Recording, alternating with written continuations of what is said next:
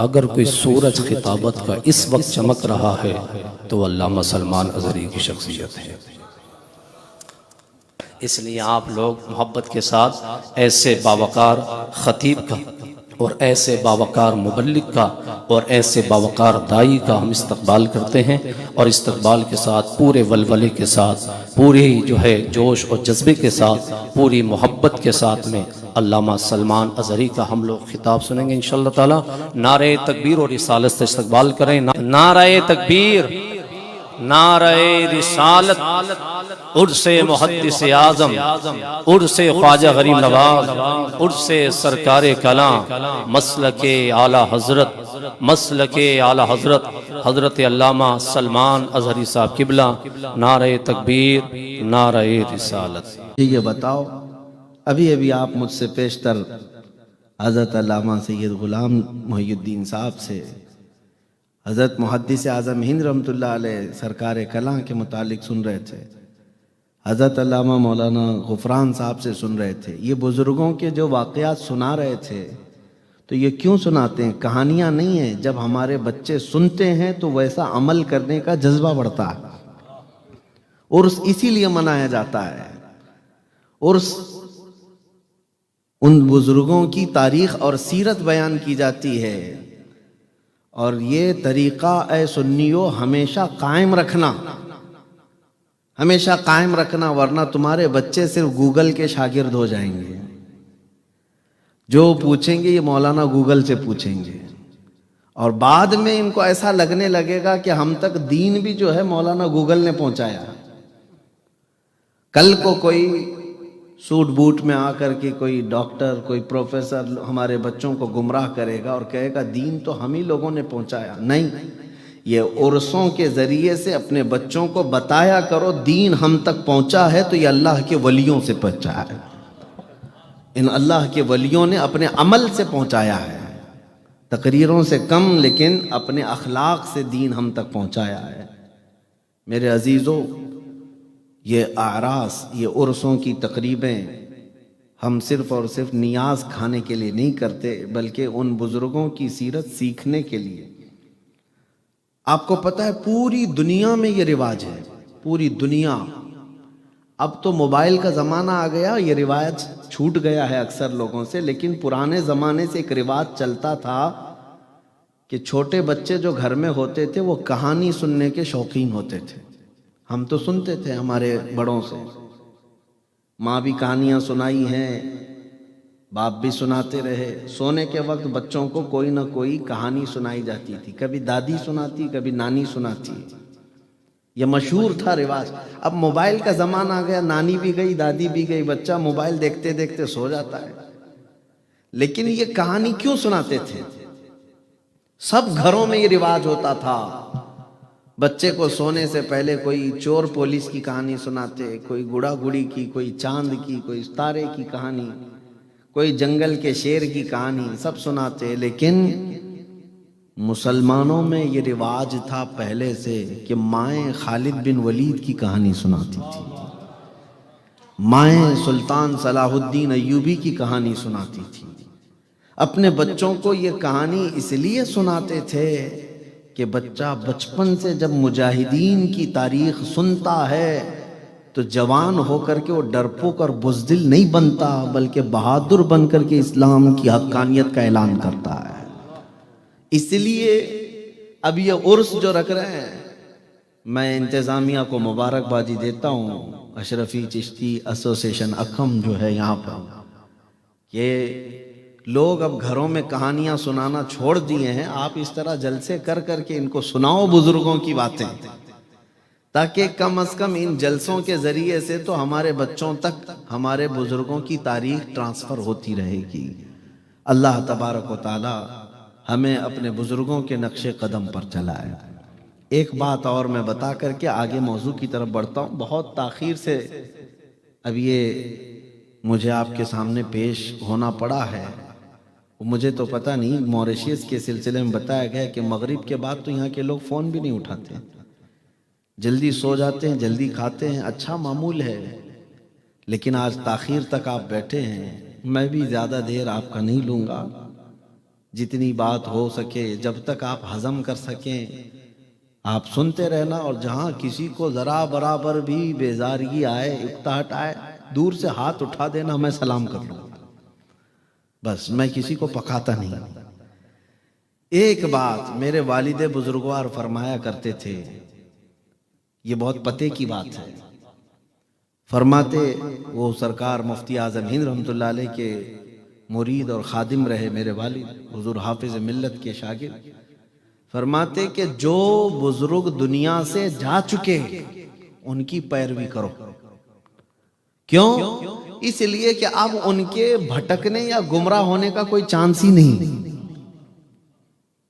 اور جو زندہ ہے سب کی تلوار لٹک رہی ہے، پتہ نہیں یہ کب تک صحیح رہے گا،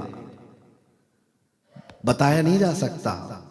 سیدنا جنید بغدادی رحمۃ اللہ تعالی علیہ روتے تھے، سید الطائفہ ہیں، اور اپنے مریدوں سے کہتے تھے کہ میرا لاسٹ ٹائم دیکھنا، میری موت تک دیکھنا، اگر ایمان پر میری موت ہو گئی تو مجھے فالو کرو، میرے پیچھے چلو، اور اگر ایمان پہ نہیں مرا تو پھر ایک گندے جانور سے زیادہ ذلیل ہے آدمی، اس لیے کہ جانوروں کا تو حساب کتاب نہیں ہے لیکن انسانوں کا حساب کتاب ہے۔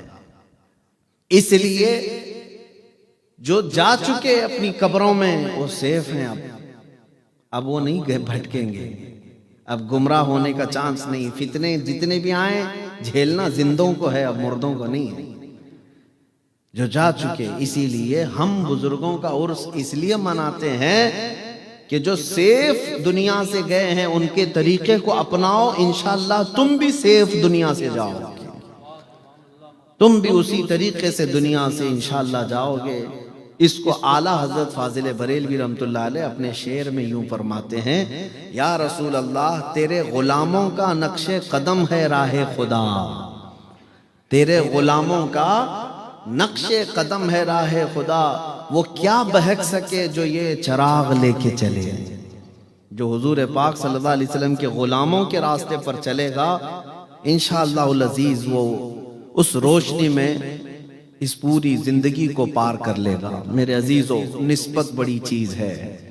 آج میں مختصر سی باتیں عرض کروں گا، مجھے یہ تمام تینوں بزرگوں کی بارگاہ میں خراج عقیدت بھی پیش کرنا ہے۔ سرکار غریب نواز ہو، حضرت سرکار کلام یا محدث اعظم ہند، تینوں بزرگوں کے فیض حاصل کرنے کے لیے یہاں پر ہم جمع ہیں۔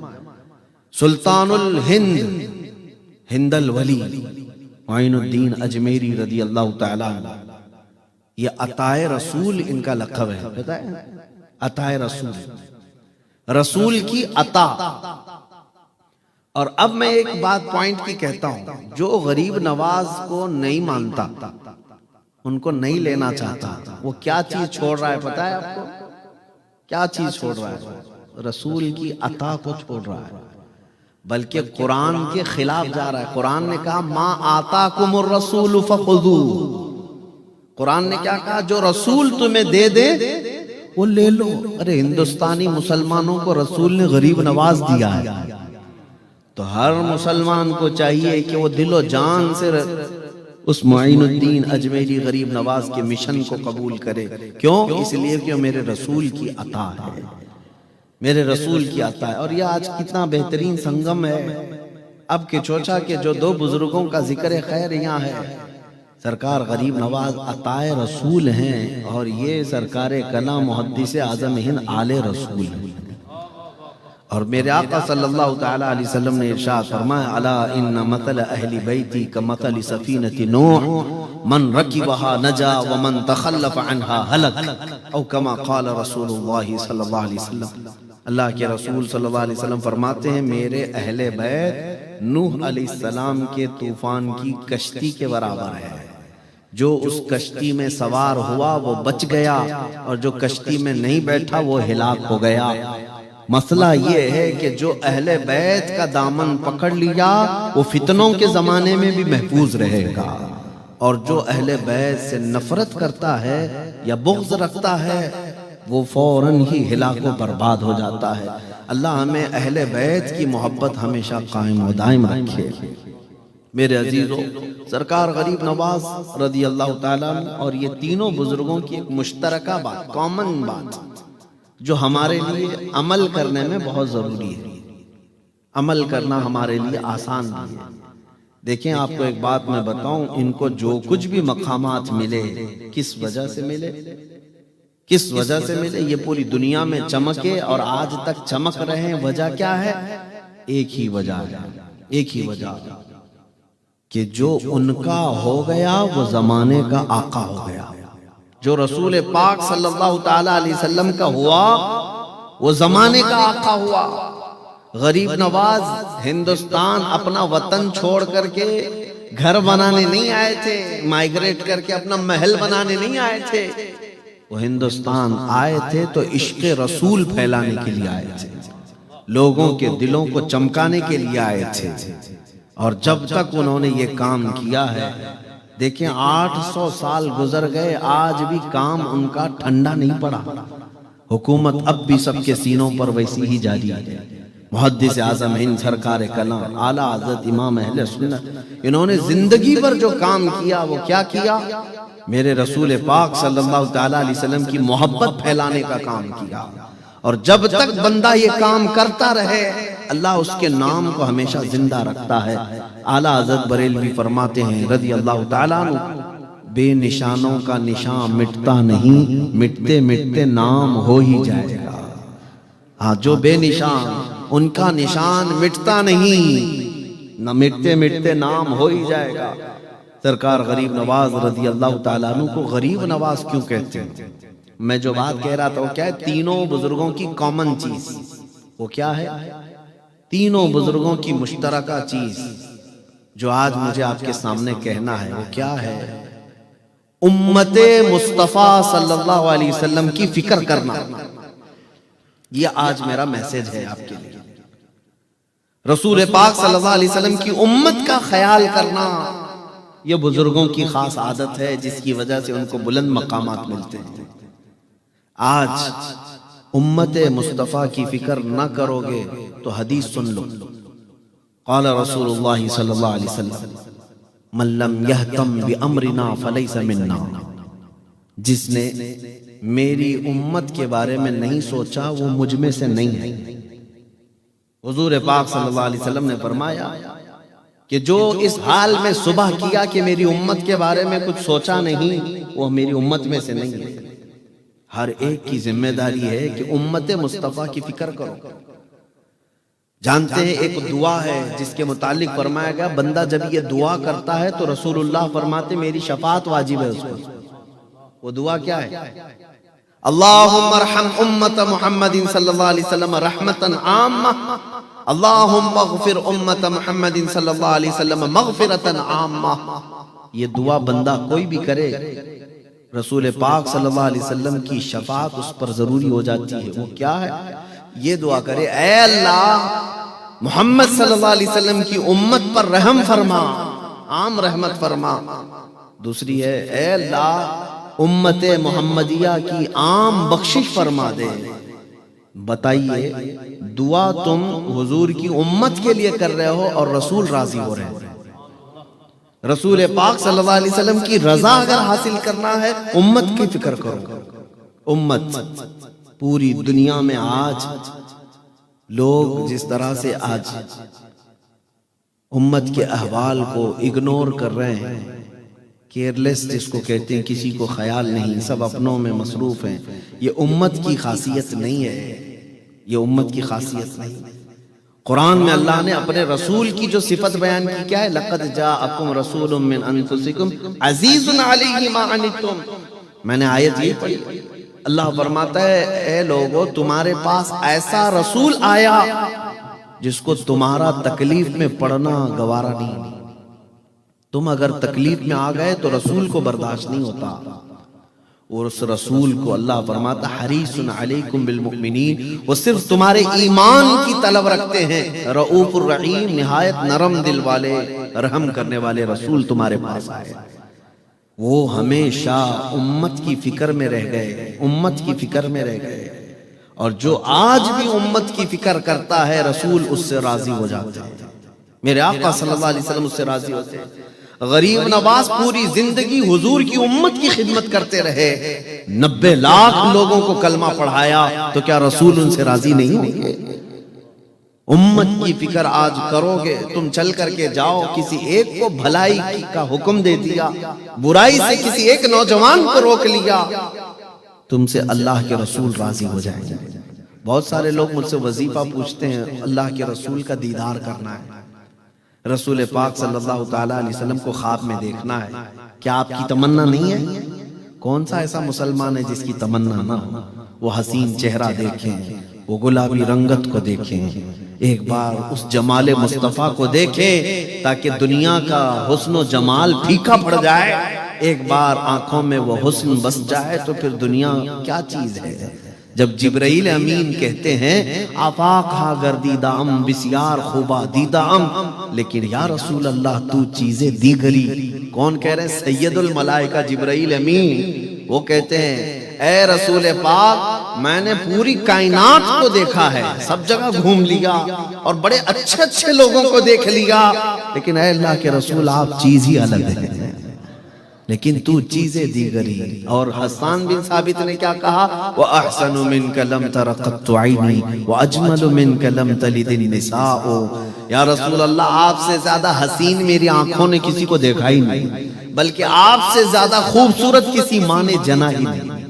حضرت جابر بن سمرہ رضی اللہ تعالیٰ عنہ حدیث کے راوی ہیں، فرماتے ہیں 14ویں کا چاند آسمان پر طلوع تھا، حضور پاک صلی اللہ علیہ وسلم اپنے گھر سے نکلے تو میں ایک بار چاند کی طرف دیکھتا تھا اور ایک بار رسول اللہ کے چہرے کی طرف دیکھتا، بار بار کبھی ادھر دیکھتا کبھی ادھر دیکھتا، اور دل میں یہ سوچتا ان دونوں میں خوبصورت کون ہے؟ پھر حضرت جابر کہتے ہیں پھر میرے دل نے پکارا چاند میں تو داغ ہے، حضرت کا چہرہ صاف۔ اس حسین و جمیل چہرے کو دیکھنے کی کون تمنا نہیں رکھتا؟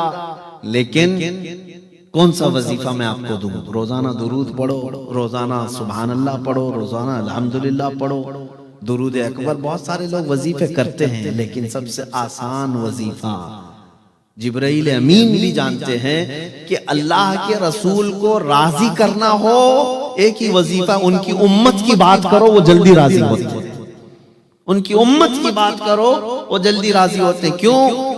وہ رسول دنیا میں آئے تھے تب بھی رب حبلی امتی کہتے آئے، اور جب دنیا سے جا رہے تھے تب بھی رب حبلی امتی ہی کہتے رہے۔ تو جس رسول کو امت کا سب سے زیادہ درد ہے، احساس ہے، آج بھی جب ان کی امت کی کوئی فکر کرتا ہے تو وہ رسول اس سے راضی ہوتے ہیں، اور جب وہ راضی ہو جائیں تو پھر تمہیں کسی بڑے وظیفے کی ضرورت نہیں، وہ خود ہی اپنے جلوے تمہیں دکھانے کے لیے آئے انشاءاللہ۔ امت کی فکر، یہی بزرگوں کا جو شیوا تھا۔ میں آپ کو بتاؤں، غریب نواز سلطان الہند، نام بہت کم لوگ جانتے ہیں لیکن غریب نواز جانتے ہیں۔ ان کا نام ہے کیا؟ غریب نواز۔ ان کا نام حسن ہے، لقب غریب نواز، لیکن اتنا مشہور ہو گیا، اتنا مشہور ہو گیا۔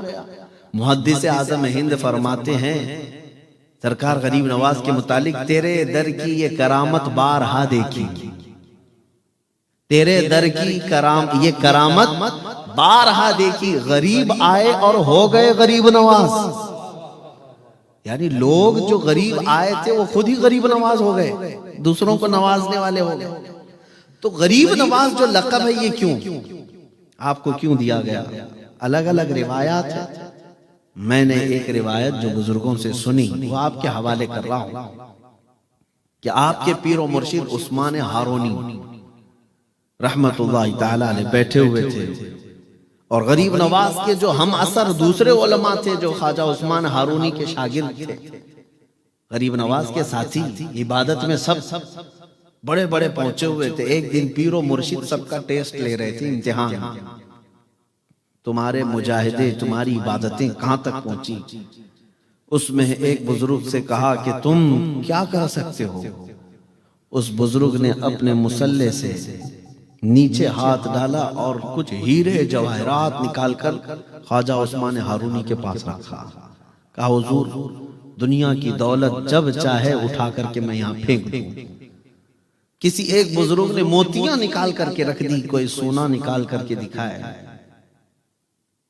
اب جب حضرت خواجہ معین الدین حسن چشتی کو کہا تم بھی کچھ بتاؤ، تو انہوں نے اپنے جیب میں ہاتھ ڈالا جبے میں اور گرم گرم 2 روٹیاں نکال کر کے رکھ دی پیر و مرشد کے پاس۔ تو دوسروں نے دیکھا، ارے بڑے بڑے سونا نکالے، چاندی نکالے، جواہرات، موتیاں سب بزرگوں نے نکالی، اور معین الدین حسن نے صرف 2 روٹیاں ہوگی، 2 روٹیاں۔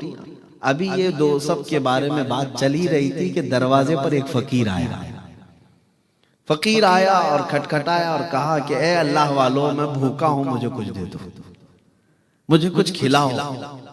تب جب حضرت خواجہ عثمان ہارونی جو پیر و مرشد ہیں، انہوں نے کہا کہ دیکھ یہاں جواہرات ہیں، سونا ہے، چاندی ہے، موتیاں ہیں، یہ لے لے، اٹھا لے۔ وہ فقیر نے کہا نہیں، وہ سب نہیں، جو تمہاری گود میں 2 روٹی ہے وہ دے دو، اس لیے کہ بھوک لگی ہے اور پیٹ نہ سونا بھرتا ہے، نہ چاندی، نہ موتی۔ پیٹ اگر بھرتا ہے تو روٹی سے ہی بھرے گا۔ تو اس کے بعد وہ دے دیا اس فقیر کو۔ تب ان کے پیر و مرشد نے فرمایا سب نے اپنی اپنی استطاعت کے مطابق نکالا، لیکن معین الدین نے وہ نکالا جو غریبوں کو نوازنے والی چیز ہے۔ یہ غریب نواز، امت کی فکر، غریبوں کی فکر۔ یہاں تک کہ اجمیر معلیٰ میں بیٹھے ہوئے ہیں، ہر جمعرات کو سرکار غریب نواز روزہ رکھتے تھے، آپ کی عادت تھی ہر جمعرات۔ ایک فقیر آیا لاہور سے مٹھائی لے کر کے، لمبا سفر کر کے آیا، اور حضرت خواجہ غریب نواز کے پاس کہا کہ حضور یہ مٹھائی قبول کر لیجیے۔ تو آپ نے لے لیا اور رکھ لیا۔ وہ فقیر ضد کرنے لگا نہیں میرے سامنے کھائیے تھوڑا سا، حالانکہ اس دن روزے سے تھے، مرید بھی تھے، خلیفہ بھی تھے، لیکن اس فقیر کو معلوم نہیں، نفل روزہ تھا۔ حضرت خواجہ غریب نواز نے فرمایا کہ میں بعد میں کھا لوں گا، لیکن اس نے کہا نہیں میرے سامنے تھوڑا کھا لیجئے، بہت دور سے لے کر کے آیا ہوں، دل رہ جائے گا۔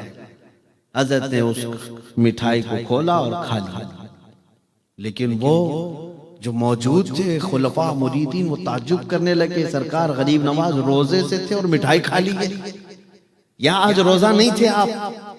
وہ فقیر خوش خوش ہنستا ہوا جب چلا گیا تو سبوں نے پوچھا حضور کیا آج آپ روزہ نہیں تھے؟ کہا تھا۔ کہا پھر مٹھائی کیسے کھا لیا آپ؟ تو سرکار غریب نواز نے فرمایا میں جانتا ہوں یہ نفل روزہ ہے، قضا کر لوں گا، اس کا دل ٹوٹتا تو کیسے جوڑتا؟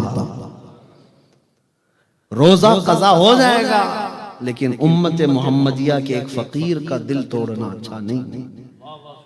سرکار غریب نواز رضی اللہ تعالیٰ عنہ کی تعلیمات یہ ہیں، یہ ہے مشن غریب نواز کا۔ عزیزان گرامی وقار، یہ تمام مشائخ اور بزرگان دین نے جو امن پھیلایا ہے وہ امت کا خیال، امت کی فکر۔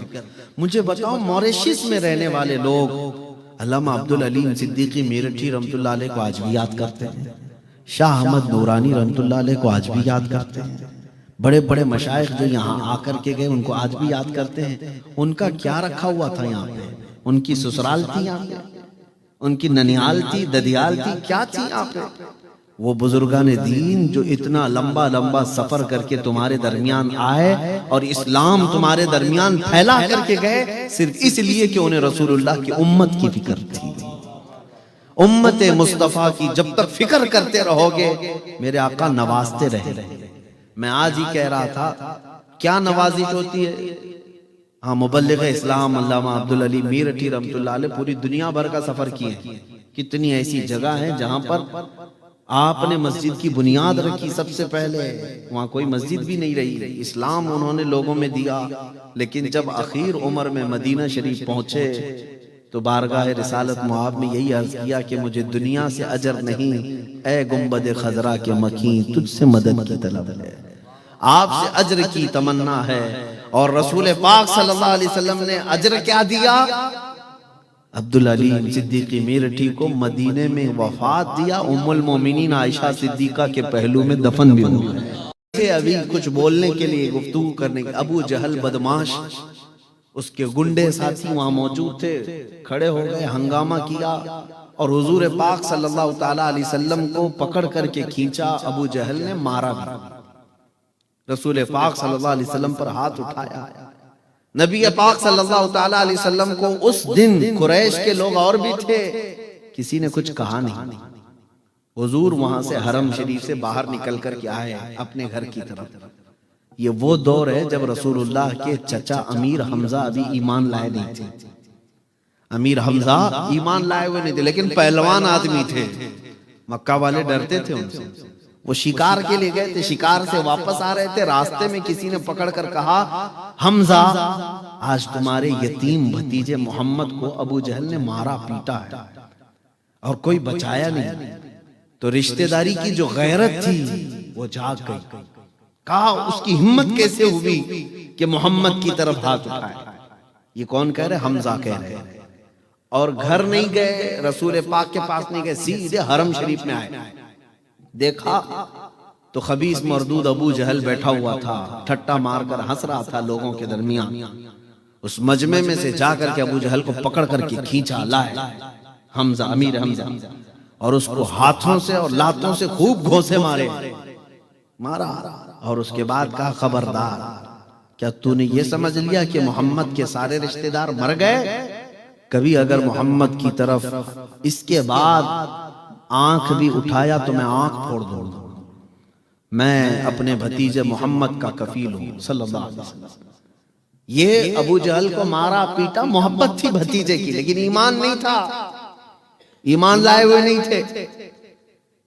مارا پیٹا اور اس کے بعد آئے، دیکھتے ہیں اب میرے بھتیجے محمد صلی اللہ علیہ وسلم کا کیا حال ہے، اب دیکھنے کے لیے آئے۔ رسول پاک صلی اللہ علیہ وسلم ایک جگہ بیٹھے ہوئے تھے، امیر حمزہ آئے، کہا، اے محمد، مجھے سننے میں آیا کہ ابو جہل نے آپ کو مارا ہے، غم مت کرنا، میں بدلہ لے لیا، میں تمہارے دشمن کو خوب مار کر کے آیا ہوں۔ حضور پاک صلی اللہ علیہ وسلم چہرہ نہیں اٹھایا، سنتے رہے، بات سنتے رہے، چہرہ نہیں اٹھایا۔ امیر حمزہ کہتے رہے، اب زیادہ غم مت کرو، مسکراؤ، ہنس دو۔ رسول پاک صلی اللہ علیہ وسلم ان کی طرف نہیں چہرہ اٹھایا۔ پھر جب امیر حمزہ نے بار بار کہا تو اب سننے کی بات ہے، اب سننے کی بات ہے۔ محمد عربی صلی اللہ علیہ وسلم، میرے آقا کا دل کیا تھا؟ حضور چہرہ اٹھاتے ہیں اور کہتے ہیں، اے میرے چچا حمزہ، آپ مجھے خوش دیکھنا چاہتے ہیں؟ آپ مجھے ہنستا مسکراتا دیکھنا چاہتے ہیں؟ امیر حمزہ نے کہا، ایک بار مسکرا دو۔ رسول پاک صلی اللہ علیہ وسلم نے فرمایا، اے میرے چچا حمزہ، آپ نے بدلہ تو لے لیا، اس کو مار کے آئے، لیکن میرے لبوں پر ہنسی اس وقت آئے گی جب آپ کلمہ طیبہ پڑھیں گے، آپ کے اندر ایمان آ جائے۔ امیر حمزہ نے اس دن پکار کر کہا، اشہد ان لا الہ الا اللہ واشہد ان محمد رسول اللہ۔ وہ کہتے ہیں دنیا کا کوئی عام انسان ہو تو اپنے دشمن سے بدلہ لیتے ہی خوش ہو جاتا۔ امیر حمزہ کہتے ہیں اس دن میں جان لیا کہ یہ اللہ کے سچے رسول ہیں، اپنے نفس کے لیے نہیں جیتے بلکہ اللہ کے بندوں کے لیے، ان کی ہدایت کے لیے میرے آقا یہاں پر آئے۔ عزیزان گرامی وقار، اس رسول پاک صلی اللہ علیہ وسلم کو امت کی فکر تھی، اور یہی بزرگوں میں بھی رہا، یہی بزرگوں میں بھی رہا۔ آپ کو پتہ ہے مشہور واقعہ، جب رسول پاک صلی اللہ علیہ وسلم مدینے سے دور، لوگوں سے دور چلے گئے تھے، کسی کو خبر ہی نہیں تھی کہ کہاں گئے۔ حضرت ابو بکر صدیق رضی اللہ تعالیٰ عنہ ڈھونڈتے ڈھونڈتے ایک جنگل کی طرف آئے، پوچھا، ادھر ادھر دیکھتے رہے، ایک چرواہا جو بکریاں چراتا تھا وہ ملا۔ حضرت ابو بکر نے پوچھا کہ کیا تو نے ہمارے رسول محمد صلی اللہ علیہ وسلم کو دیکھا ہے؟ اس چرواہے نے کہا، میں تو نہیں پہچانتا کون ہے تمہارے رسول، لیکن ہاں اندر ایک پہاڑی کی کوہ کے بیچ میں یا جنگل کے درمیان کوئی ایک شخص ہے جو مسلسل رو رہا ہے، اور اس کے رونے کی وجہ سے میری بکریوں نے چارہ کھانا چھوڑ دیا۔ کون ہے؟ حضرت ابو بکر صدیق کہتے ہیں، میرا دل پکار کر کہنے لگا، اس طرح رونے والا کوئی اور نہیں، یہ صرف میرے مصطفیٰ کریم صلی اللہ علیہ وسلم۔ گئے، جا کر دیکھا یقیناً میرے آقا صلی اللہ علیہ وسلم تھے جو سجدے میں سر رکھ کر رو رہے تھے. کس بات پر رو رہے تھے؟ صرف اپنی امت کی فکر میں رو رہے تھے کہ اے اللہ میری امت مجھے نہیں پہچانتی، ان کی بخشش میرے حوالے کر دے. عزیزان گرامی وقار، جو نہ بھولا ہم غریبوں کو رضا، یاد اس کی اپنی عادت کیجیے. آج امت کے متعلق فکر لوگوں میں کم ہو گئی، اسی لیے ہمیں توڑ دیا گیا ہے، آج ہمیں بکھیر دیا گیا ہے. آپ کیا سمجھتے ہیں موریشیس میں بیٹھنے والے کو عرب کے مسلمان کی فکر نہیں کرنا چاہیے؟ ہندوستان کے مسلمان کو فلسطین کے مسلمان کی فکر نہیں کرنا چاہیے؟ میرے عزیزوں، پوری کائنات کے جو مسلمان ہیں وہ ایک جسم کی طرح ہیں. ایک پارٹ کو تکلیف ہو تو پورے جسم میں بخار آتا ہے.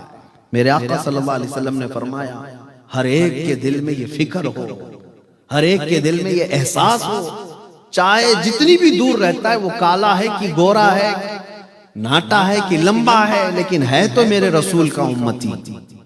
یہ رشتہ تمہارے دلوں کے اندر جب آ جائے گا، بیداری آ جائے گی، پھر دیکھنا انقلاب آئے گا. آپ کو پتا ہے میں ہندوستان کی بات کر رہا ہوں، ہندوستان میں سب سے پہلے لشکر لے کر کون آیا؟ سرکار غریب نواز رضی اللہ تعالیٰ عنہ. تو بہت بعد میں سن 90 ہجری میں حضور کی وفات کے 80 سال بعد ہندوستان میں 10,000 کا لشکر لے کر سب سے پہلے آنے والا جو شخص تھا وہ محمد بن قاسم. اور ان کی ایج کیا تھی پتہ ہے؟ 19 سال کا جوان، 19 ایئرز، ٹین ایج کا نوجوان. اور 10,000 کا لشکر لے کر کے آیا تھا. کیوں آیا تھا پتہ ہے آپ کو؟ ہندوستان فتح کرنا، جھنڈے گاڑنا یہ نہیں، بلکہ ایک حادثہ ہو گیا تھا. کچھ عورتیں مسلمان حج کے لیے جا رہی تھیں اور اس وقت وہاں ایک راجہ تھا، راجہ دابر سنگھ. اس کے گنڈوں نے یہ عورتوں کو قید کر لیا، ان کا مال لوٹ لیا، ان کی عزت پر حملہ کیا. تو عورتیں پکار کر کہنے لگی کوئی ہے ہمارا بھائی جو ہماری مدد کو آئے. تو کوئی عرب کے بزنس مین جو تھے، تجارت والے، انہوں نے عورتوں کی آواز سنی. عرب میں جا کر کے خلیفہ وقت یا گورنر جو تھا اس کے پاس بیان کر رہے تھے، اور یہ گورنر کا بھتیجا محمد بن قاسم سن رہا تھا. وہیں سے پکار کر کہا لبیک یا اختی، اے میری بہن میں تیری عزت کے لیے آ رہا ہوں، میں تیری عزت کی حفاظت کے لیے آ رہا ہوں. 10,000 کا لشکر لے کر کے سب سے پہلے سندھ کی سرزمین پر اترا وہی نوجوان. اس نے راجہ دابر سنگھ کو چیلنج کیا، کہا ان عورتوں کو آزاد کرو، ان کی عزت پر جنہوں نے حملہ کیا انہیں گرفتار کرو، ان کا مال چھوڑو، وہ حج پر جا رہی تھی. راجہ کو نشہ تھا، کہا 19 سال کا لڑکا مجھے چیلنج کر رہا ہے، میرے پاس 1 لاکھ سے زیادہ کی فوج ہے. اس نے کہا میں تیرے مطالبے نہیں مانوں گا. تب محمد بن قاسم نے کہا جب ہمارے مطالبے نہیں مانے گا تو محمد کے غلاموں کے جوہر دیکھنے کے لیے تیار ہو جا. اس لیے کہ وہ نوجوانوں نے جس جگہ میدان میں قدم رکھا اللہ کی مدد ان کے ساتھ تھی. وہ رسول پاک کی امت کے لیے چلتے تھے. پھر جنگ ہوئی 3 دن سے زیادہ نہیں، 3 دن کے اندر یہی 10,000 کا لشکر محمد بن قاسم کا وہ راجہ دابر سنگھ کی فوج کو ایسا تہس نہس کر دیا کہ راجہ بھی گرفتار ہو کر کے آیا، گنڈے بھی گرفتار ہو کر کے آئے، سب تہس نہس. عورتوں کو عزت دی گئی. اس کے بعد محمد بن قاسم نے اسلام کا پرچم لہرایا، سب سے پہلے پرچم اسلام لہرایا، لیکن ظلم کے ساتھ نہیں، وہ ظلم کو ختم کرنے آیا تھا. الہ آباد یونیورسٹی کے ایک پنڈت ہیں ہندو، انہوں نے کتاب میں لکھا ہے کہ میں نے تاریخ میں دیکھا بہت سارے بادشاہ آئے ہندوستان میں، لیکن محمد بن قاسم جیسا انصاف کرنے والا جرنیل میں نے کبھی دیکھا ہی نہیں. یہ اپنے نہیں غیروں نے بھی لکھا ہے. میں بات اس لیے عرض کر رہا ہوں کہ اس وقت ان کے دلوں میں یہ خیال ہوتا عرب میں بیٹھے ہیں، ہندوستان میں اگر کسی عورت پر کوئی حملہ کر رہا ہے وہ وہیں سے نکل کر کے آ جاتے، پلین سے نہیں آتے، جہاز سے نہیں آتے تھے، پیدل سفر کر کے نکلتے تھے، جنگلوں کا، پہاڑوں کا، اور پہنچ جاتے تھے مدد کے لیے. اسی لیے ان کو اللہ تعالیٰ نے زمینیں کھول کر رکھی تھی. آج فلسطین کے بچے تڑپتے ہیں اور یہ عرب کے عیاش حکمران ٹوائلٹ بھی سونے کے بنا کر کے بیٹھے ہوئے ہیں، اور کرسیاں ان کی سونے کی، برتن ان کے سونے کے، اور ان کا عیش ایسا کہ یہ آسمان چھونے والی بلڈنگیں بنا رہے ہیں اور فلسطین کے بچے ایک ایک لقمے کے لیے ترس رہے ہیں. ملک شام کے بچوں کے حالات ایسے ہیں کہ دوائی تک ان تک نہیں پہنچ پاتی، گھاس کھانے پر مجبور ہیں. یمن کے کئی بچے ایسے ہیں جو زمین پر پڑی ہوئی گھاس کھا کر کے رہ جاتے ہیں. کیا کل قیامت کے دن ان عرب حکمرانوں کو سوال نہیں ہوگا؟ آج جب امت کی فکر ختم ہو گئی تو اللہ تعالیٰ نے تم سب کو ذلیل کر دیا. ان کا مال کس کام کا، ان کی حکومتیں کس کام کی، ان کا تخت کس کام کا کہ مسلمانوں پر ہونے والے ظلم پر ارے مدد کو نہیں پہنچ سکتے تو کم سے کم اعلان تو کر سکتے ہو. نہیں کرتا، کوئی نہیں کرتا.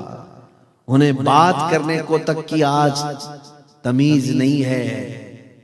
57 کنٹریز پورے ورلڈ میں مسلم نام سے ہیں. آج 57 ملک ہیں مسلم کنٹریز، اور اس کے بعد حالات کیسے ہیں سب دیکھ رہے ہیں. تو میرے عزیزو اس بات کو سمجھ لو کہ جن کے دلوں میں احساس ختم ہو گیا وہ ایمان بھی جا رہا ہے، ایمان بھی جا رہا ہے. چہرہ مسلمان بنا لینے سے صرف مسلمان نہیں ہوتا، دل کے اندر. اسی لیے علامہ اقبال نے کیا خوب کہا تھا کہ خرد نے کہہ دیا لا الہ تو کیا حاصل، دل و نگاہ جو مسلمان نہیں تو کچھ بھی نہیں. دل و نگاہ مسلمان نہیں تو کچھ بھی نہیں. امت کی فکر میرے عزیزو آج آپ سب کی بھی ذمہ داری ہے. اب آپ پوچھیں کہ ہم موریشس میں بیٹھے کیا کریں گے، کیا کریں گے؟ میں آپ کو بتاؤں، یہاں بیٹھ کر کے رات کے وقت کھانے کا وقت آتا ہے، دسترخوان پر اچھی اچھی نعمتیں سجتی ہیں، گوشت بھی پکا ہے، بریانی بھی پکی ہے، لذیذ کھانے پکے ہیں. میں روز کی بات نہیں کر رہا ہوں، کسی دن اگر ایسا ہو گیا تمہارے، ایک دن بھی اگر زندگی میں ایسا آیا دسترخوان پر کھانے رکھے ہیں لیکن ہاتھ بڑھنے سے پہلے تمہیں ملک شام کے، یمن کے، عراق کے، فلسطین کے یتیم بچے یاد آ گئے اور تم نے ہاتھ اٹھا لیا، آنکھوں میں آنسو آئے. اللہ تمہارا یہ عمل بھی دیکھ رہا ہے، اللہ تمہارا یہ عمل بھی دیکھ رہا ہے. بارگاہ الہی میں یہ تو کہہ سکتے ہو کہ مولا حالات مجھے وہاں تک پہنچنے نہیں دیتے لیکن دل میرا روتا ہے، مولا تیرے حبیب کی امت پر رحم فرما. اگر تم نے اتنا بھی کہہ دیا تو یہ بھی فکر امت ہے، یہ بھی امت کی فکر ہے کہ اگر تم اپنے گھر میں بیٹھ کر کے بھی ان کا درد کا احساس کرتے ہو، آنکھیں بھیگ جاتی ہیں. اللہ تمہارا یہ عمل بھی دیکھ رہا ہے. میرے عزیزو ایسا تو نہ ہو کہ ادھر بچوں کی چیخیں نکل رہی ہیں. میں خود عراق میں ہر سال جاتا ہوں، بغداد شریف 11ویں میں، اور کبھی سال میں 2 مرتبہ ہوتا ہے. وہاں کے مقامی لوگوں سے تعلقات ہو گئے، کئی ہمارے دوست ہیں وہاں کے ساتھی، وہ کہتے ہیں کئی مرتبہ ایسے حالات آئے کہ جنازہ اٹھانے کے لیے 4 لوگ بھی نہیں ملتے، 2 لوگ لے کر کے جنازہ چل پڑتے ہیں. اتنے جنازے، اتنے جنازے. بغداد میں ایک میدان تھا جس میں پہلے لوگ فٹ بال کھیلتے تھے اور چند سالوں کے بعد جا کر کے دیکھ رہے تو میدان پورا قبروں سے بھر گیا، پورا قبروں سے بھر گیا، کوئی فٹ بال کا میدان نہیں ہے. اتنی قبریں، اتنی قبریں. موت عام ہو گئی، موت عام ہو گئی. میں 3-4 سال پہلے، لاک ڈاؤن سے پہلے کی بات کر رہا ہوں، 11ویں شریف ہم تو اپنے اپنے گھروں میں خوب پکا پکا کے کھاتے ہیں اور ثواب سمجھتے ہیں. میرے عزیزو پہلے سے پیٹ بھرا ہوا ہے، پھر کھا کر کے کون سا ثواب؟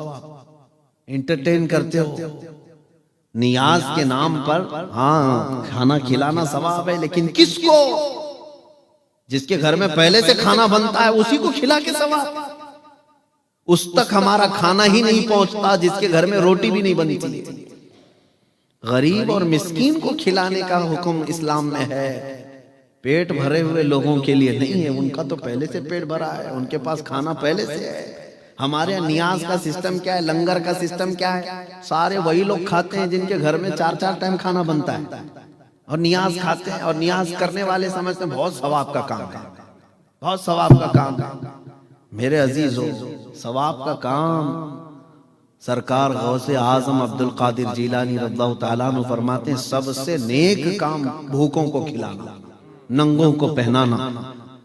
بات سمجھیں، دونوں کو مکس کر کے بتایا گیا. بھوکوں کو کھلانا، ننگوں کو پہنانا. یہ دونوں کو جمع کر کے کیوں کہا گیا؟ اس لیے کہ وہی بھوکے کو کھلاؤ جس کے پاس کپڑے پہننے تک کی بھی نوبت نہیں ہے، جس کے پاس اتنا مال بھی نہیں۔ وہ زمانے کی بات تھی، لیکن آج اگر غریب ملتا ہے تو اسے کھلائیں، نہیں تو ان تک اپنا مال پہنچائیں۔ میں جو بات کر رہا تھا کمپلیٹ کرتا ہوں۔ 4 سال پہلے ہم وہاں پر جا کر 11ویں جو کرتے اپنے کھانے کے لیے 1 مرتبہ بنا لیتے ہیں، ٹھیک، لیکن باقی سارے بکرے ذبح کر کے ریفیوجی کیمپ میں، جہاں پر جنگ میں جن کے گھر تباہ ہو گئے، ان کے گھروں پر جاتے ہیں، گوشت کے ٹکڑے تقسیم کرتے ہیں۔ بہت سارے لوگ کرتے ہیں، ہم بھی گئے تھے۔ میں یہ تجربہ آپ کو بتا رہا ہوں، آنکھیں آج بھی ہماری ڈبڈبا جاتی ہیں جب گوشت کے ٹکڑے لے کر ہمارا ڈرائیور پہنچا۔ وہاں بچوں کو اعلان، پوری جھوپڑیاں لگی ہوئی تھی کہ لوگوں گوشت آ گیا ہے تمہارے گھر۔ سارے گھروں سے بچے عورتیں سب نکل آئے، ہمارے ہاتھوں سے وہ گوشت ایسے چھین کر کے بھاگتے تھے جیسے کوئی چیل کوے چھین کے بھاگتے۔ آج اس حالت پر امت مسلمہ کو کون لایا؟ کیا یہ میرے رسول کی امت نہیں ہے جس کو ایسا بھکاری بنا دیا گیا؟ ان کو ایک گوشت کا ٹکڑا لے کر کے، چھوٹی سی ایک لڑکی کو دیکھا، وہ گوشت کا ٹکڑا لے کر بھاگ رہی اور بیچ راستے میں چوم رہی، آنکھوں سے لگا رہی۔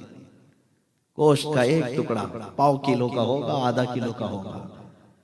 اس دن درد ہوتا ہے دل میں کہ ہم تو روز کھاتے ہیں اپنے گھروں میں، اور میرے آقا صلی اللہ علیہ وسلم کی امت کو ہم نے کبھی احساس نہیں کیا۔ اور تمہیں پتا ہے میرے رسول کی عادت کیا تھی؟ ماں عائشہ صدیقہ فرماتی ہیں میرے بستر میں حضور آرام کرتے تھے، کبھی بجلیوں کی آواز آتی تو رسول اللہ بستر چھوڑ کر باہر نکل جاتے تھے، باہر چلے جاتے تھے اور رونے لگ جاتے تھے، دعا کرتے، استغفار کرتے۔ حضرت عائشہ پوچھتی ہیں یا رسول اللہ جب بھی بجلیاں آتی ہیں آپ کیوں بستر سے نکل کر باہر آتے ہیں، روتے ہیں؟ رسول پاک صلی اللہ علیہ وسلم فرماتے ہیں اے عائشہ مجھے ڈر لگتا ہے جب بجلیاں آتی ہیں پچھلی امتوں کا عذاب یاد آتا ہے، کہیں یہ بجلیاں میری امت پر عذاب بن کر نازل نہ ہو جائے۔ میں اللہ کی بارگاہ میں استغفار کرتا ہوں کہ مولا عذاب مت نازل کر میری امت پر۔ جو نہ بھولا ہم غریبوں کو رضا، یاد اس کی اپنی عادت کیجیے۔ آج ہم بھولے بیٹھے ہیں اس رسول کی امت کو۔ عزیزان گرامی وقار، قرآن نے تمہیں کیا کہا؟ کنتم خیر امت اخرجت للناس تأمرون بالمعروف وتنہون عن المنکر وتؤمنون باللہ۔ تم کو انسانوں میں سب سے بہترین امت بنایا گیا، کیوں؟ اس لیے کہ تم لوگوں کو اچھائی کی طرف بلاتے ہو، برائیوں سے روکتے ہو، اللہ پر غیب پر ایمان لاتے ہو، اچھائیوں کی طرف بلانا تم نے چھوڑ دیا۔ بہت سارے نوجوان بچے آج نشہ کے اڈوں پر رات رات گزارتے ہیں، بڑے بڑے شہروں میں یہ حالات ہو گئے۔ ہمارے محلوں میں نشہ بیچا بھی جاتا ہے، خریدا بھی جاتا ہے، کھلایا بھی جاتا ہے، پلایا بھی جاتا ہے، اور بہت سارے ذمہ دار لوگ ہیں وہ جانتے ہیں، چھوڑ دیتے ہیں۔ نہیں، اس کو کون بولے گا، وہ میرے خلاف کھڑا ہو جائے گا، فلاں ہو جائے گا۔ تمہیں اگر امت مصطفیٰ کی فکر ہے اسے بچاؤ، اسے بچاؤ، اسے روکو۔ اس کو روکنے کے طریقے ہیں مار کر کے نہیں، تھپڑ لگا کر کے نہیں، ڈانٹ کر کے نہیں۔ میں نے خود دیکھا ہے اپنی زندگی میں، میں نے دیکھا ہے، ایک دو نہیں، میں آپ کے سامنے سینکڑوں بچے لا کر کے رکھ دوں گا جنہوں نے نشہ سے توبہ کیا ہے، الحمدللہ۔ میں یہ اپنی تعریف کے لیے نہیں کہہ رہا ہوں، لیکن کیا طریقہ کیا؟ صرف اتنا کہا اس نوجوان کو جو ایڈکٹ ہو گیا کہ تجھے اللہ کے رسول کا واسطہ دیتا ہوں، اگر رسول پاک صلی اللہ تعالیٰ علیہ وسلم سے دل میں محبت رکھتا ہے تو چھوڑ دے اس چیز کو، چھوڑ دے، اس لیے کہ وہ رسول تجھ سے بہت محبت کرتے ہیں۔ اس رسول نے فرمایا تمہارے پاؤں میں کانٹا بھی چبھے تو اس کا درد مجھے ہوتا ہے، یہ میرے آقا نے فرمایا، یہ رسول کریم صلی اللہ علیہ وسلم نے فرمایا۔ جس نوجوان کو ہم نے یہ کہا کہ وہ رسول تجھ کو تیری ماں سے، تیرے باپ سے زیادہ پیار کرتے ہیں، کیا تجھے اس رسول کا واسطہ نہیں پیارا ہے؟ چھوڑ دیا اس نے، توبہ کر لیا۔ بہت سارے ایسے ہیں الحمدللہ وہ آج فجر کی نماز کے بھی پابند ہیں۔ طریقہ کار ہے، امت کی فکر کرنا چھوڑ دیا تو پھر ہماری امت ٹکڑوں میں بدل گئی۔ سب یہ سوچتے ہیں اس کو میں کیوں بولوں، اس کو میں کیوں بولوں؟ نہیں، تمہاری ذمہ داری ہے، تم خیر امت ہو، برائیوں سے روکنے کے لیے آئے ہو، اچھائیوں کا حکم دینے آئے ہو۔ عزیزان گرامی اوقات، وقت زیادہ طویل ہو گیا، میں ان بزرگوں کی بارگاہ میں کچھ عرض نہ کر سکا۔ سرکار محدث اعظم ہند رحمۃ اللہ تعالی علیہ کی صرف اتنی بات میں آپ کو بتا دوں کہ وہ محدث اعظم ہند تھے۔ محدث اعظم ہند، حدیث میں جو سب سے زیادہ مہارت حاصل کرتا ہے اس کو محدث کہتے ہیں، اور وہ بھی محدث اعظم ہند، ہندوستان کے بڑے محدث تھے۔ دیکھیے میں ابھی آپ کو ایک بات بتا دوں، آج کے زمانے میں لقب دینا بھی آسان ہے، کوئی کسی کو کچھ بھی بول دے، ہاں یہ فلاں ہے، وہ فلاں ہے۔ فارسی میں ایک شعر ہے، پیراں نمی پرند مریداں می پرانند۔ فارسی میں کہا جاتا ہے پیر اڑتے نہیں ہیں، مرید اڑواتے ہیں۔ مرید اڑاتے ہیں، ارے ہمارے پیر تو چوتھے آسمان پہ رہتے ہیں۔ دوسرا کہتا ہے تیرے چوتھے پہ، میرے پیر تو ساتویں پہ رہتے ہیں۔ پیر کے بارے میں مرید جو ہے نا اڑاتے رہتے ہیں، لقب مرید جو چاہے دیتے رہتے ہیں۔ ایک مرید کہتا ہے میرے پیر تو اجمیر میں نماز پڑھتے ہیں لیکن رہتے یہاں ہیں۔ دوسرا کہتا ہے نہیں میرے پیر تو مکہ مدینے میں پڑھتے ہیں، رہتے یہاں ہیں۔ ہاں یہ بہت سارے لوگوں میں مقابلہ ہوتا رہتا ہے۔ میں ان سے کہتا ہوں تمہارے پیر نماز ہی نہیں پڑھتے، نہ مکہ میں، نہ مدینے میں، نہ اجمیر میں، بیٹھ کے یہاں کھاتے رہتے ہیں۔ ان سے کہو کھانا بھی وہیں کھا کے آ جائیں۔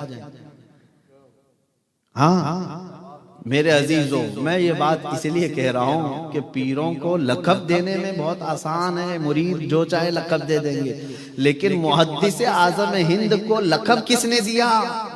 کیا یہ مریدوں نے لقب دے دیا؟ ان کے چاہنے والوں نے دے دیا؟ نہیں، بلکہ ان کو پڑھائے ہوئے استاد نے لقب دیا۔ استاد اپنے شاگرد کو کہہ رہا ہے، اور وہ بھی علم حدیث میں۔ کچھ بزرگوں کو 40 سال لگ گئے، کسی کو 50 سال لگ گئے بخاری شریف پڑھاتے پڑھاتے، جب ان کو محدث کہا جاتا ہے۔ لیکن حضرت محدث اعظم ہند کو صرف 17 سال کی عمر میں محدث اعظم ہند کہا گیا۔ یہ آپ کا کمال تھا علم حدیث میں۔ اللہ تبارک و تعالیٰ ان کے فیوز و برکات ہم سب کے سینوں پر جاری و ساری فرمائے۔ اور صرف حدیث میں نہیں، ایک جگہ اعظم گڑھ میں آپ نے تقریر فرمائی تھی، محدث اعظم ہند، جو موجود لوگ تھے وہ کہتے ہیں ایک تقریر میں ہم نے دیکھا 25 لینگویج استعمال کیے تھے، 25 زبانیں الگ الگ آپ نے استعمال کیے۔ وہ جس میدان میں گئے اس کے بادشاہ تھے، جس میں مناظرے میں گئے، مناظرے میں دیوبندیوں کے دانت کھٹے کر کے آئے۔ مناظر اعظم بھی تھے، ایڈوکیٹس تھے، وکیل حضرات ان کے سامنے بات کر رہے تھے۔ بھاگلپور میں 1 گھنٹہ تک تقریر کیے، پورے آرٹیکلز جتنے بھی انڈین یہ جو ہمارے لا ہیں اس کے بارے میں بات کرتے رہے، پینل کوڈ فلاں، یہ آرٹیکل 3 سب بات کرتے رہے۔ تو وکیل جتنے بیٹھے ہوئے تھے ایڈوکیٹ، انہوں نے کہا کہ آپ انڈین لا کے حافظ ہیں، ہمیں یاد نہیں ہے ساری چیزیں، آپ تو ایسا پڑھ رہے ہیں جیسے کہ آپ نے حفظ کیا ہے۔ بہرحال میرے عزیزو، یہ سب کمال ہے عشق رسول کا۔ جو بندہ اپنے آپ کو رسول اللہ کے لیے وقف کرتا ہے، دنیا کے سارے علوم اس کو صدقے میں دے دیے جاتے ہیں۔ اعلیٰ حضرت نے بھی یہی فرمایا، بچپن میں مجھے میتھمیٹکس پڑھنے کا، منطق اور فلسفی پڑھنے کا شوق تھا، کتابیں لے کر بیٹھتا تھا۔ میرے والد گرامی حضرت علامہ نقی علی خان صاحب آئے، دیکھا میں یہ میتھمیٹکس حساب کی کتابیں پڑھ رہا ہوں، تو انہوں نے میرے ہاتھ میں سے کتابیں لے لی، کہا احمد رضا یہ سب کیا پڑھ رہا ہے؟ رکھ کہا علم حدیث پڑھ، رسول اللہ کے دین کی یعنی فقہ پڑھ، حدیث پڑھ، اور وہ حدیث اور فقہ کے صدقے میں اللہ سارے علوم یوں ہی تجھے عطا کر دے گا۔ اور پھر اللہ نے ایسا نوازا اعلیٰ حضرت کو کہ میتھمیٹکس میں ان کی لکھی ہوئی کتابوں کا پروفیسر لوگوں کے پاس بھی جواب نہیں آج۔ تو بہرحال جو کچھ بھی ملتا ہے وہ میرے مصطفیٰ کریم صلی اللہ علیہ وسلم سے وفا کرنے پر ملتا ہے۔ اخیر میں میں یہی کہوں گا کہ یا رسول اللہ، خلق کے حاکم ہو تم، رزق کے قاسم ہو تم، جو ملا تم سے ملا، تم پہ کروڑوں درود، بے ہنر و بے تمیز کس کو ہوئے ہیں عزیز، ایک تمہارے سوا، تم پہ کروڑوں درود۔ آج اہل موریشس سے میں کہتا ہوں، آئیں ہم سب یہ عہد کرتے ہیں کہ اگر اپنی زندگی میں کسی کو راضی کرنا ہے، ایک بات میں آپ کو بتا دوں، کچھ نوجوان صرف چند دوستوں کو راضی کرنے کے لیے اپنا چہرہ بدل لیتے ہیں. ہاں، داڑھی نکال کے پھینک دیا. کیوں؟ اس لیے کہ دوسرے لوگ ہم کو بولیں کہ پرانے زمانے کا آدمی لگ رہا ہے، کیا بوڑھا ہو گیا، مولانا ہو گیا، مولوی صاحب ہو گیا. اس کو صرف چند لوگوں کو راضی کرنے کے لیے اپنے آپ کو بدل لیا، لیکن پھر بھی وہ راضی نہیں رہتے، پھر بھی نہیں راضی رہتے. تم دنیا کو ننگا ہو کر کے بھی راضی نہیں کر سکو. ایک بات یاد رکھیں، کچھ بھی اپنے آپ کو بدل لو، لوگ بولتے رہیں گے ہو تم کو یہ دنیا چھوڑتی نہیں. یہ کپڑے پہنو تو مجھے بولتے ہیں، عام کپڑے پہنو تو بولتے ہیں، اگر سادے کپڑے پہن کر کیا ہو تو بولتے ہیں مولانا تو یہ کچھ ہے ہی نہیں، بھیکاری دکھتا ہے. بہت زیادہ کپڑے پہن لو، اچھے کپڑے پہن لو تو بولتے ہیں پتہ نہیں کہاں سے پیسہ لا رہا ہے. سائیکل پر جاؤ تو غریب ہے، یتیم ہے بیچارہ. کار میں جائے گا تو بولا سب کا مال لوٹ کے جا رہا ہے. تو لوگوں کی کوئی بھی یہ رہتی نہیں. لیکن میں یہ کہتا ہوں کہ تم اپنے آپ کو کیوں بدلنے جا رہے ہو؟ جس کے دل میں یہ بات آتی ہے نا، لوگ کیا کہیں گے، لوگ کیا کہیں گے، ایسا کروں گا لوگ کیا کہیں گے، ان کے لیے میں ایک ہی جملہ کہتا ہوں، لوگ کچھ نہیں کہتے، مرنے کے بعد صرف انا للہ کہتے ہیں. بس یہی ایک اچھی چیز بولتے ہیں، انا للہ و انا الیہ راجعون. باقی زندگی میں ان کا خیال مت کرو کیا کیا بولتے تھے. لوگوں کے لیے جیتے رہو گے تو یہ لوگ کتا بنا دیتے ہیں، کچھ بھی بنا دیتے ہیں. لیکن اگر آپ کو راضی کرنا ہو تو مدینے کے تاجدار کو راضی کرو، اس لیے کہ وہ بہت جلدی راضی ہوتے ہیں. اپنے خدا کو راضی کرو، وہ ایک سجدے میں راضی ہوتا ہے، ایک سجدے میں راضی ہوتا ہے. باقی دنیا کو راضی کرتے کرتے لوگ تھک گئے، لیکن دنیا راضی نہیں ہوتی. اور اگر ایک راضی ہو گیا تو دوسرا ناراض ہے. آپ محلے میں رہتے ہیں، پورے محلے کو راضی کر کے دکھاؤ، چیلنج ہے میرا. ہاں، آپ کیا سمجھتے ہیں؟ نہیں ہو سکتا. میں اپنے لیے کہہ رہا ہوں، میں اپنے لیے کہتا ہوں، سننے والے ہمارے لاکھوں ہوں گے، لیکن گالیاں دینے والے بھی، نفرت کرنے والے بھی. تو اگر میں ان نفرت کرنے والوں کو دیکھوں تو اپنے آپ کو بہت کچھ ادھر ادھر کرنا پڑ جائے گا. مجھے شیخ سعدی رحمت اللہ علیہ کی وہ بہت اچھی بات یاد آتی ہے کہ آپ سے کسی نے کہا کہ آپ کو فلاں برا بولتا ہے، فلاں برا بولتا ہے، اس کا بھی تو کچھ جواب دو. انہوں نے کہا تھا مجھے جو پیار کرتے ہیں ان کے لیے میرے پاس ٹائم نہیں، نفرت کرنے والوں کو کہاں ٹائم. پہلا حق تو ان کا ہے، جو چاہتے ہیں ان کا حق ہے. میرے عزیزو، ہم بچپن میں ایک چیز پڑھتے تھے، میں صرف یہ اس لیے کہہ رہا ہوں، کوئی لطیفہ نہیں. اپنے آپ کو کچھ نوجوان صرف اس لیے چینج کرتے ہیں کہ دنیا میں اچھا لگوں، دنیا میری تعریف کرنے لگے. تم اپنے آپ کو چینج کرتے ہو لیکن پھر بھی گالی کھاتے ہو، پھر بھی برا. تم نے اپنے ہیئر سٹائل الگ کر لیے، ہاں، لباس کا سٹائل بدل لیا کسی کو راضی کرنے کے لیے، لیکن ایک راضی ہوا دوسرا بولتا ہے ارے کیسے کپڑے پہنا ہے. تمہاری یہی زندگی گزر جائے گی، کوئی نہ کوئی تم میں عیب لگاتا رہے گا. بچپن میں ہم نے کتاب میں ایک بات پڑھی تھی کہ بیچارے ایک شوہر بیوی گدھا لے کر کے جا رہے تھے، تو شوہر نے بیوی کو بٹھایا، گدھا خود پکڑ کے جا رہا تھا، عورت ہے ساتھ میں اس کو سوار کرے. چوک پہ بیٹھے ہوئے لوگ کمنٹس کرنے لگے بیوی کا غلام جا رہا ہے، عورت کا غلام ہے، عورت کو بٹھایا خود چل کے جا رہا ہے. اس کو بات بری لگی، عورت کو اٹھایا خود بیٹھ کے جانے لگا. تھوڑی دور آگے جانے کے بعد کچھ لوگوں نے دیکھا اور کہا ظالم آدمی ہے، عورت کو چلا رہا ہے خود بیٹھا ہوا، خود بیٹھا ہوا. وہ بیچارہ اتر گیا، کہا کہ نہیں چلو کوئی نہیں بیٹھے گا، دونوں چل کے جاتے ہیں. تیسری جگہ کچھ لوگ بیٹھے تھے، انہوں نے کہا کتنے بیوقوف ہیں، سواری ہے پھر بھی چل کے جا رہے ہیں، سواری ہے ساتھ میں لیکن پھر بھی پیدل جا رہے ہیں. اس نے کیا کہا اب ایک ہی چیز باقی رہتی، گدھے کو اٹھا کے لے جاؤ. اب کیا بچا؟ لوگوں کی باتوں سے بچنے کے لیے لاسٹ چیز بچی، گدھے کو اٹھا لو. یہی حالت ہو جاتی ہے، جو لوگوں کے لیے اپنے آپ کو چینج کرتے ہیں انہیں آخر میں گدھا اٹھانا پڑ جائے گا، آخر میں گدھا اٹھانا پڑ جائے گا. اس لیے اس کا علاج کیا ہے؟ اس کی نہ دیکھو، اس کو راضی نہ کرو. بریلی کے امام نے یہ فرمایا آج لے ان کی پناہ، آج مدد مانگو سے. آج لے ان کی پناہ، آج مدد مانگ ان سے، کل نہ مانیں گے قیامت میں اگر مان گیا، انہیں جانا انہیں مانا، نہ رکھا غیر سے کام، للہ الحمد میں دنیا سے مسلمان گیا۔ تمہارے جسم پر کپڑے پھٹے ہوئے ہوں، پیوند لگا ہوا ہو، بال الجھے ہوئے ہوں، لیکن رسول کے لیے جیتے تھے، وہ رسول پاک کبھی یہ نہیں کہتے کہ اس کے کپڑے پھٹے ہوئے ہیں، اس کا جسم فلاں ہے۔ حضرت صہیب رومی یہ مکہ مکرمہ سے آ رہے تھے، ان کے ماں باپ کافر تھے، ان کو کہا تھا کہ ہم پورے مال سے تمہیں آگ کر دیں گے، انہوں نے کہا مال پورا لے لو۔ باپ نے گنڈوں کو لگایا، یہ جب مدینے جائے گا اس کو مارنا۔ گنڈے آئے، بیچ راستے میں بہت مارا، ان کی آنکھ پھٹ گئی، ناک پھٹ گئی، گھٹنے ٹوٹ گئے، لیکن پھر بھی وہ واپس مکہ جانا نہیں چاہتے تھے، مدینہ آنا چاہتے تھے ہجرت کر کے۔ جوانی کا وقت ہے، یہاں تک کہ ماں جو سب سے زیادہ بچوں سے پیار کرتی ہے، ماں نے کیا کہا تھا پتہ ہے؟ صہیب تیرے جسم پہ جو کپڑے ہیں نا وہ ہمارے کمائی کے، ہمارے پیسوں کے، وہ کھول کے دے دے۔ انہوں نے کپڑے بھی کھول کے دے دیے، ٹاٹ گونی کا لباس اوڑھ لیا، کانٹے لگا لیے، اور ایسے ہی چل کر کے مدینے آئے تھے۔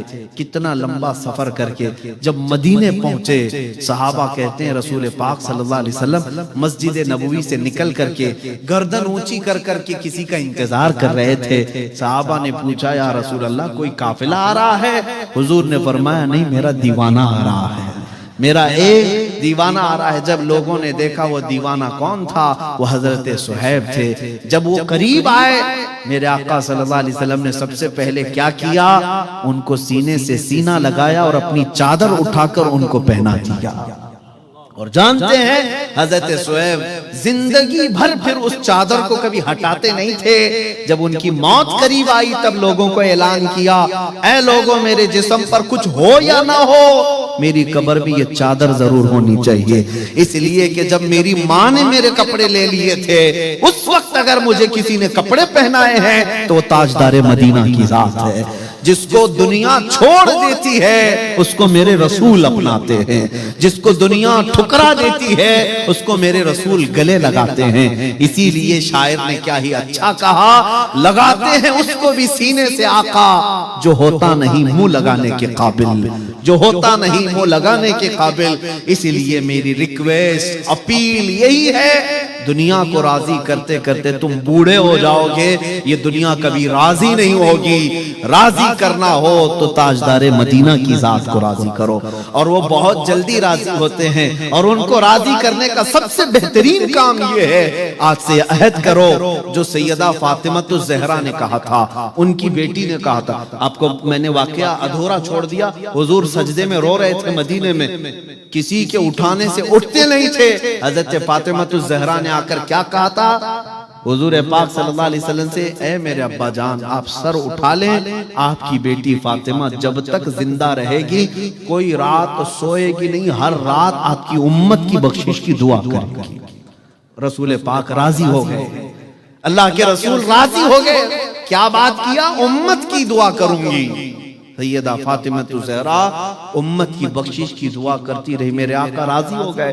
آج اگر میرے مصطفیٰ کو راضی کرنا ہو، آج سے یہی کہو، یا رسول اللہ میں اپنے لائف کے لیے، اپنے سیلف کے لیے بہت جی لیا، اپنے گھر کے لیے بہت جی لیا، اے اللہ کے حبیب اب میں زندہ رہوں گا، پل پل ہر دن آپ کی امت کا خیال کروں گا، آپ کی امت کی فکر کروں گا، جہاں طاقت ہوگی پہنچ کر کے، جہاں نہیں ہوگی دعاؤں سے آپ کی امت کی بھلائی کرتا رہوں گا، اور اللہ کی بارگاہ میں بھیک مانگتا رہوں گا، آؤ میرے آقا راضی ہو جائیں گے۔ مجھے یقین ہے کہ آج کے اس عرس میں انشاءاللہ العزیز جب ہم دعا کریں گے میرے آقا کی بارگاہ میں، میرا وجدان یہ کہتا ہے کہ جس کا دل مچل جائے آج کی رات خوش نصیبی کی ہو سکتی ہے، کسی کی خواب میں میرے آقا ضرور تشریف لائیں گے۔ جس کا دل مچل کر کے یہ کہے، اے اللہ کے رسول میں سوؤں گا تو آپ کی امت پر دعا کر کے سوؤں گا، اٹھوں گا تو آپ کی امت کی فکر کرتے ہوئے اٹھوں گا۔ جب امت کا خیال کرنے لگو گے وہ رسول خود تشریف لائیں گے۔ آئیں دعا کرتے ہیں، یا رسول اللہ میں مجرم ہوں آقا مجھے ساتھ لے لو، کہ رستے میں ہیں جا بجا تھانے والے، چمک تجھ سے پاتے ہیں سب پانے والے، میرا دل بھی چمکا دے، میرا دل بھی چمکا دے، میرا دل بھی چمکا دے چمکانے والے، برستا نہیں دیکھ کر ابر رحمت، بدوں پر بھی برسا دے برسانے والے۔ یا رسول اللہ تو جو چاہے تو میل میرے دل کے دھلیں، کہ خدا دل نہیں کرتا کبھی میلا تیرا۔ تیرے ٹکڑوں پہ پلے غیر کی ٹھوکر پہ نہ ڈال، جھڑکیاں کھائیں کہاں چھوڑ کے صدقہ تیرا۔ تیرے قدموں میں جو ہیں غیر کا منہ کیا دیکھیں، کون نظروں میں جچے دیکھ کے تلوہ تیرا۔ یا رسول اللہ ابھی وہ امی فدا کا آقائی و مولائی، بے ہنر و بے تمیز کس کو ہوئے ہیں عزیز، ایک تمہارے سوا تم پہ کروڑوں درود۔ گندے نکمے کمی مہنگے ہیں کوڑی کے تین، کون ہمیں پالتا تم پہ کروڑوں درود۔ کر کے تمہارے گناہ مانگے تمہاری پناہ، تم کہو دامن میں آ تم پہ کروڑوں درود۔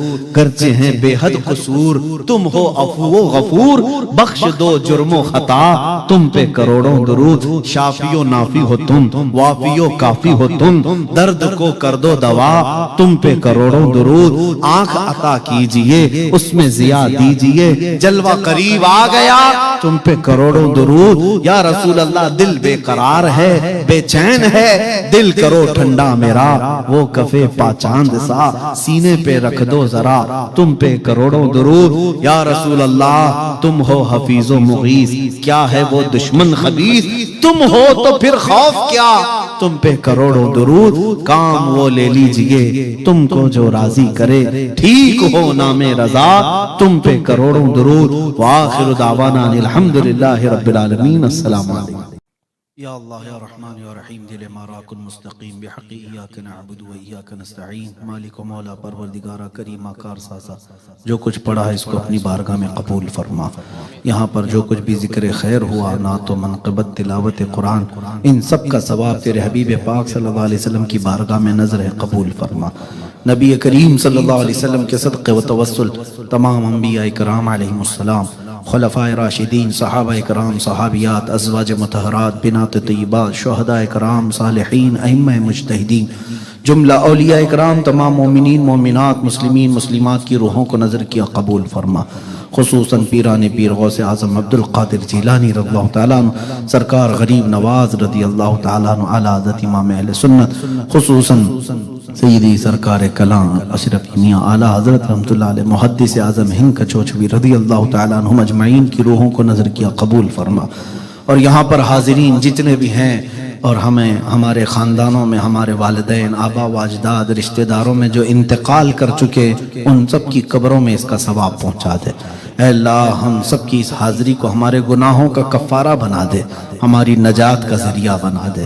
اے اللہ ہم سب کے چھوٹے بڑے گناہوں کو معاف کر دے، ہم سب کو بری بیماریوں سے محفوظ فرما، ذلت والی بیماریوں سے ہمیشہ حفاظت فرما، خصوصیت کے ساتھ مولا گناہوں کی بیماری سے شفا عطا کر دے۔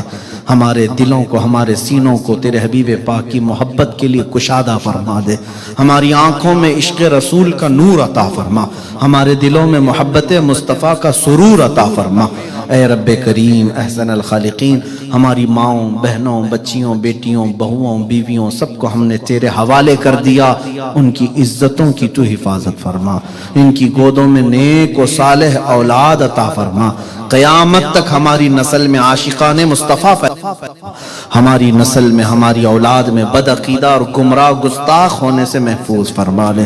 اے رب کریم احسن الخالقین، ہم میں جو بیمار ہیں انہیں شفا دے دے، جو بے روزگار ہیں انہیں حلال روزیاں دے دے، جو قرض میں ڈوبے ان کے قرضوں میں آسانیاں دے دے، جو ناحق مقدمے یا جیل میں ہیں ان کو آزاد کر دے۔ اے اللہ جو بے جوڑ ہیں انہیں نیک و صالح رشتے عطا فرما۔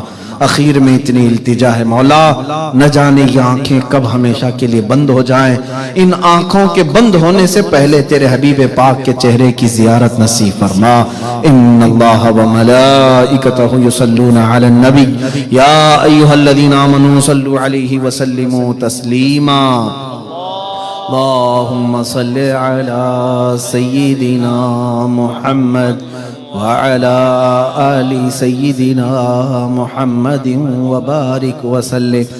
دعواهم فيها سبحانك اللهم وتحيتهم فيها سلام وآخر دعواهم ان الحمد لله رب العالمين۔ جب دمیں واپسی ہو یا اللہ، جب دمیں واپسی ہو یا اللہ، لب پہ جاری ہو بس لا الہ الا اللہ محمد رسول اللہ.